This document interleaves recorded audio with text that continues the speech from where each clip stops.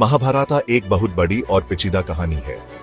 ये Indian culture और सोच का एक इंपॉर्टेंट हिस्सा है। ये एपिक कहानी धर्मा, अर्था, कामा और मोक्षा जैसे गहरे विषयों को एक्सप्लोर करती है।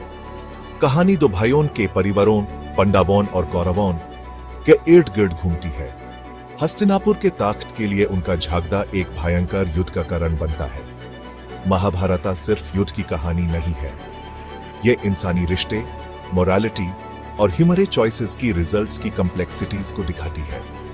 ये एपिक ह्यूमन याद दिलाता है कि राइचस गोल्स के पीछे भी एथिकल डिलेमास आ सकते हैं।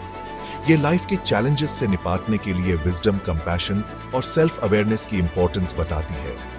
इस एपिक की रेलेवेंस इसलिए है क्योंकि ये यूनिवर्सल ह्यूमन एक्सपीरियंसेस को एक्सप्लोर करती है। ग्रीड, जेलसी, लव, लॉस, ये ऐसे थीम्स हैं जो टाइम और कल्चर से परे हैं। महाभारता इन एक्सपीरियंसेस और इंडिविजुअल्स और सोसाइटी पर उनके प्रभाव को समझने का एक फ्रेमवर्क देती है। महाभारता के कॉन्फ्लिक्ट की जड़ कुरु वंश के इतिहास में है। राजा शंतनु का गंगा रिवर गॉडेस से शादी होने से भीष्मा का जन्म हुआ।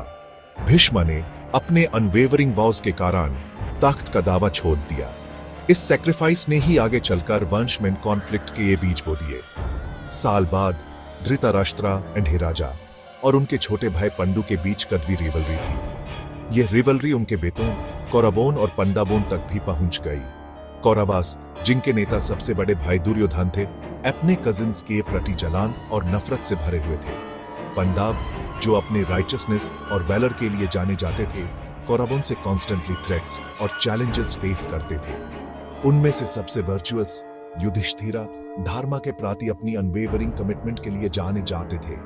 भीमा पंडवों में सबसे स्ट्रॉन्ग इमेंस फिजिकल पावर रखते थे। अर्जुना स्किल्ड आर्चर, ग्रेटनेस के लिए डेस्टिन्ड थे। नकुल और सहदेव ट्विंस अपनी इंटेलिजेंस और लॉयल्टी के लिए फेमस थे। पांडव मिलकर एपिक नैरेटिव में राइचसनेस और धर्मा की फोर्सेस को रिप्रेजेंट करते थे। दुर्योधन के लालच के चलते कौरवों ने पंडवों की राइटफुल इनहेरिटेंस को हड़पने के लिए एक चलने का सोचा। उन्होंने पंडवों को पासे के खेल के लिए इनवाइट किया, यह जानते हुए कि युधिष्ठिरा को गैम्बलिंग की लत है। खेल में चीटिंग हुई और पंडव सब कुछ हार गए, अपना राज्य और अपनी आजादी भी। अपमानित और सब कुछ खोकर पंडवों को 13 साल के लिए वनवास जाना पड़ा। उनका वनवास बड़ा कठिन और टेस्टिंग टाइम था, लेकिन यह पंडवों के लिए स्पिरिचुअल ग्रोथ और सेल्फ डिस्कवरी का समय भी था। वो जंगल में भटकते रहे, सेगिस से मिले और पेनेंस किया। अपने वनवास के दौरान पंडवों ने कई ट्रायल्स और ट्रिब्यूलेशंस फेस किए। उन्होंने डीमंस का सामना किया और कनिंग एडवर्सरीज को हराया।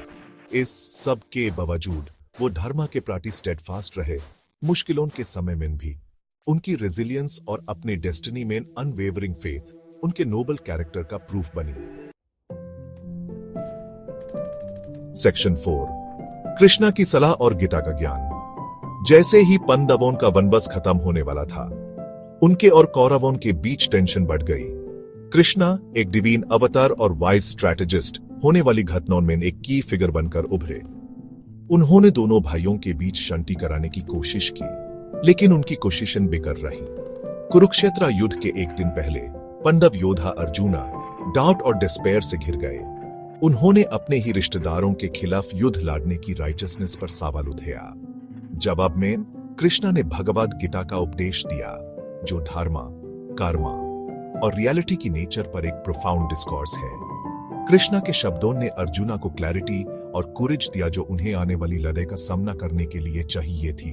भगवद गीता एक अनंत स्क्रिप्चर आज भी सेल्फ रियलाइजेशन, ड्यूटी और डिवाइन की खोज पर अपनी टीचिंग से लाखों ऑफ लोगों को इंस्पायर करती है। सेक्शन 5, युद्ध का अंत और सीख। कुरुक्षेत्र युद्ध एक भयंकर घटना 18 दिन तक चला। इसमें अनोखे वैलर, सैक्रिफाइस और ब्लडशेड देखे गए।